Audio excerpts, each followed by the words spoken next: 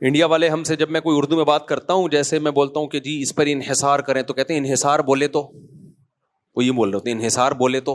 میں کہنا پہلے تو بولے تو کا مطلب تو بتاؤ، بولے تو کا کیا مطلب ہے؟ کہتے ہیں انحصار بولے تو، آجو باجو میں دیکھ لو کوئی ہے تو نہیں ہے. میں انڈیا والے بہت دوست بن رہے ہیں نا، اب جب باہر ملکوں میں ہم جاتے ہیں انڈین بہت ملتے ہیں، بڑی محبت کرتے ہیں، اللہ ان کو جزائے خیر دے. تو وہ بڑا مزہ آتا ہے ان کی اردو سننے میں. یار مفتی صاحب کو لے جا، آجو باجو میں دیکھ کوئی ہوٹل ہو تو ناشتہ کرا دے مفتی صاحب کو، آجو باجو میں دیکھ کوئی. میں نے انڈین کے ساتھ عمرہ کیا تو وہ ایک نے کہا تو ٹکلا ہو گیا، دوسرے سے کہہ رہے ہیں. میں نے کہا شاید مذاق کر رہا ہے، کہنا تو ٹکلا ہو گیا. میں نے کہا یار قابل عزت آدمی ہے، اس کو ٹکلا کیوں بول رہے ہو؟ قابل عزت آدمی ہے، اس کو ٹکلا کیوں بول رہے ہو؟ تو انہوں نے کہا ہم لوگ ٹکلا بےزتی والا لفظ نہیں ہے ہمارے یہاں، گنجے کو ہم ٹکلا ہی بولتے ہیں. ہم تو کوئی قابل احترام آدمی ہوگا تو گنجا بھی نہیں بولتے، ہم کہتے ہیں آپ نے حلق کروا لیا ہے. قابل احترام ہے نا، یہ تھوڑی حضرت جی کو گنجا کرا کے لے آؤ بولے گا یار. تو ہم تو یہ کہتے ہیں حضرت کا حلق کروا دو. قصر کرنا ہے یا حلق کرنا ہے، بڑی تمیز سے. تو وہ سیدھا سیدھا بھی ٹکلا کرا دو اس کو. خیر، مفتی صاحب فضائل اعمال میں ایک سامی کا واقعہ لکھا ہے کہ جہاد فی سبیل اللہ کے سے جانے سے گھبرا رہے تھے تو انہوں نے اپنی زوجہ کو طلاق دے دی. تو کیا ان کی طلاق ہو گئی؟ کیوں نہیں ہو گئی بھائی؟ وہ ایک صحابی کا واقعہ ہے، غالباً اس میں ہے نا جب رومیوں سے لڑائی ہو رہی تھی نا، جس میں خالد بن ولید بھی تھے، تو پھر انہوں نے اپنی زوجہ کو طلاق دی کیونکہ ان کو یہ بات رکاوٹ بیوی یاد آ رہی تھی، تو اس کی وہ جہاد میں آگے جانے سے گھبرا رہے تھے. تو انہوں نے کہا سب چیزوں سے دستبردار ہو تاکہ بس شہادت ہو. تو وہ لڑائی ایسی تھی، آپ نہیں کر لینا کہ کبھی کوئی ایسا موقع آئے. تو وہ ہوا یہ نا، میرے پاس یہ سچی مچی کا کیس آیا. جاپان میں نا ایک نوجوان نے کیا کیا، خودکشی کی. اب خودکشی کرنے سے ڈر رہا تھا وہ، تو اس کا بیوی کا خیال آتا. تو کیا کیا اس نے، اوپر بلندی پہ کھڑا ہوا، بیوی کو 3 طلاقیں دیں اور کود گیا. اور اللہ کی قدرت بچ گیا، مرا نہیں. پھر وہی کام کیا جو یہاں لوگ کرتے ہیں، 3 طلاقیں دے کے فتویٰ کہاں سے لیتے ہیں؟ اہل حدیث سے.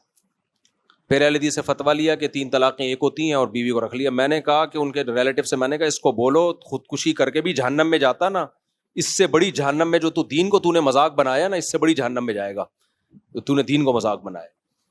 کہ وہ مجھ سے پوچھ رہے تھے بھائی یہ کیا ہے. پھر میں نے ان کو پورا پھر وہ کلپ ریکارڈ کروا کے دیا اور واٹس ایپ پہ. حرام کاری، پہلے 3 طلاقیں دے رہا ہے اور یہ سوچ کے کہ اب تو مر ہی رہا ہوں اور اب بچ گیا تو بیوی کو حلال. یہ لوگ کر رہے ہوتے ہیں. اہل حدیث کو بھی میں کہتا ہوں یار کوئی غیرت کیا کرو، کچھ غیرت کرو. یا تو دلیل سے آؤ، ہم سے سمجھو مسئلہ، ہم قائل کریں گے. اور اگر نہیں بیٹھتے تو یہ کون سا طریقہ ہے؟ ایک آدمی فقہ حنفی کو فالو کر رہا ہے، 3 طلاقیں دے کے آ رہا ہے، اور کتنے لوگ اس چکر میں اہل حدیث بنے ہیں.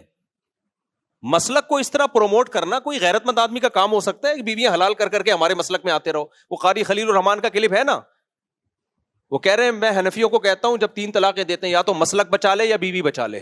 یہ کون سا طریقہ ہے یار کہ شریعت کو پروموٹ کرنے کا؟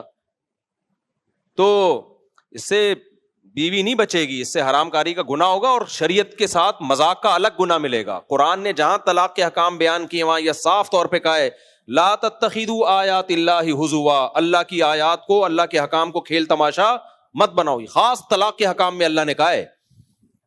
تو اور بے وقوف آدمی کو دیکھو اوپر سے چھلانگ لگا رہا ہے اور طلاق دے کے. وہ صحابی تو جہاد میں شہادت کے لیے جا رہے تھے، ان کا تو سمجھ میں آتا ہے کہ بھائی واپس آنا ہی نہیں ہے. تو ایک دل میں خلش ہو رہی تھی، بار بار بیوی یاد آ رہی تھی، تو انہوں نے تو جانا ہی تھا، شہادت ہی تھی ان کے سامنے. تو بہرحال آپ لوگ یہ کام نہ کریں کہ بھی کھمبے سے چپکنے کا موڈ ہو تو چپک جائیں، ویسے ہی بیوہ ہو جائے گی، خود ہی جان چھوڑ جائے گی. ایک دفعہ عمرہ کر کے آ رہا تھا تو ایک بنگلہ دیشی بھائی بیٹھے ہوئے تھے، کہنے لگے آپ نے عمرہ کیا؟ میں نے کہا کہہ رہے بال تو اتنے لمبے ہیں. یہ کیسا عمرہ ہے؟ وہ گرم ہو گیا میرے اوپر، تم لوگوں نے مذاق بنایا ہوا دین کو. میں نے کہا میرے جتنے لمبے بال تھے نا اس میں 6 عمرے ابھی بھی ہو سکتے ہیں، ایک عمرے میں اتنے ہی کٹیں گے. تو ابھی بھی اتنے لمبے بالوں کا فائدہ یہ ہے کہ ایک اس بالوں میں 6 عمرے بھی ہوں گے تو بھی لگے گا کہ کٹے ہوئے نہیں ہیں. تو آپ لوگ کے اتنے سے بال ہیں وہ ٹرینڈ کرانی پڑتی ہے، پھر دوسرے عمرے میں اسی ٹرینڈ پہ ٹرینڈ ہے. تو وہ غصے ہو رہے تھے میرے اوپر، بنگلہ دیش کے تھے وہ، اب سن رہے ہوں گے بیان میں. اس وقت میں زیادہ مشہور نہیں تھا.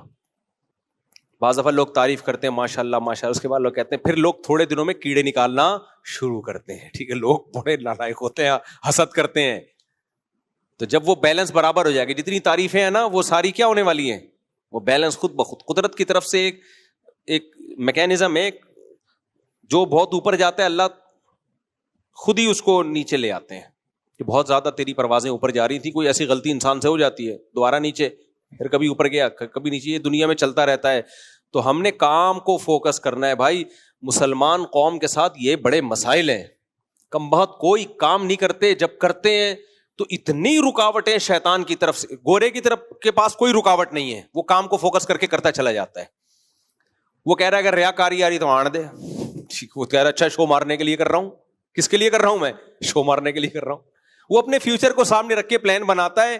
وہ کہتا ہے بھائی یہ کام کروں گا, یہ بزنس کروں گا تو پیسہ آئے گا, یہ کروں گا تو یہ آئے گا, یہ کروں گا تو یہ آئے گا. وہ کہہ رہے ہیں ایسی کی تیسی. ہمارا مسئلہ سارا یہ ہے, ہم اگر دنیا کمانا شروع کر دیں تو کسی اسکالر کا بیان سن لیتے ہیں, قارون کے پاس بھی بہت سارے خزانے تھے, قارون جیسا خزانہ, تو ایسا صوفی بن جاتا ہے آدمی.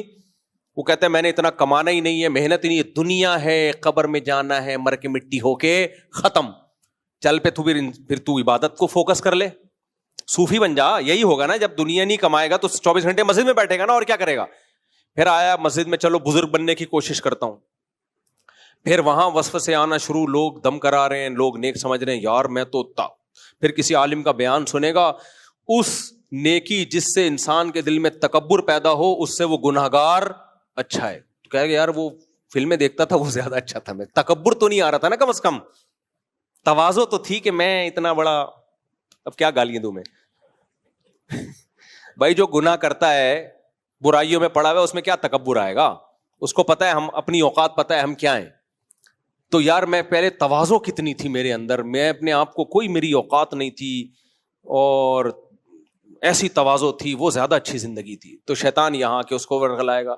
تو خلاصہ آخر میں اینڈ پتہ ہے کیا ہوتا ہے, کسی کام کے نہیں رہے. جب مرتے ہیں تو دنیا خوش ہوتی ہے, الحمدللہ قوم پہ ایک آدمی کا بوجھ کیا ہو گیا, فری پھوکٹ کی روٹیاں توڑ کے کھاتا تھا یہ. تو اس لیے کام ہم نے اپنے علماء سے, بزرگوں سے سنا ہے کہ کام پہ کمپرومائز نہیں کرو, باقی چیزوں کو پھر سیٹ کرتے رہو, تکبر کی کوشش کرو اس کو ختم کرنے کی, ریا کو ختم کرنے کی. کام کو کبھی کسی صورت میں نہ دین چھوڑنا ہے نہ دنیا چھوڑنی ہے. دنیا بھی نہیں چھوڑنی ہے, کیونکہ دنیا بھی دین کا حصہ ہے. سست آدمی اللہ کو پسند نہیں ہے. اب دیکھو یونیورسٹیوں میں ہوتا کیا ہے, دیندار لڑکے اکثر تعلیم میں پیچھے ہیں. میں زیادہ تر کی بات نہیں کر رہا, یعنی سب کی بات نہیں کر رہا. میں نے ایسے ایسے دنیا میں جب ٹریولنگ کی ہے, آدھی آدھی پیڑھیوں تک شلواریں رکھنے والے, اتنی بڑی بڑی داڑیاں, اور بہت ایجوکیٹڈ دیکھے ہیں, بڑی بڑی پوسٹوں پر ہیں. آپ کو پتا ہے نا, میں امریکہ میں گیا ہوں, لاس اینجلس میں, سین فرانسسکو, جو بہت ترقی یافتہ شہر ہیں امریکہ کے. ایک تو امریکہ, پھر اس کے ترقی یافتہ شہر. وہاں میں حیران ہو گیا, گوگل میں اور یوٹیوب میں اتنی بڑی بڑی پوسٹوں پر جو انجینئرز اور سافٹ ویئر انجینئرز بیٹھے ہوئے ہیں, اتنی بڑی بڑی داڑیاں ان کی, ایسے چہروں پہ رونق, اور ایسی آدھی آدھی پیڑھیوں تک ان کی شلواریں. میں سمجھا کہ شاید رائیونڈ کے کسی اجتماع میں آیا ہوں, یا ان کو کمپنی والوں نے دم کرانے کے لیے بلایا یہاں پہ. مجھے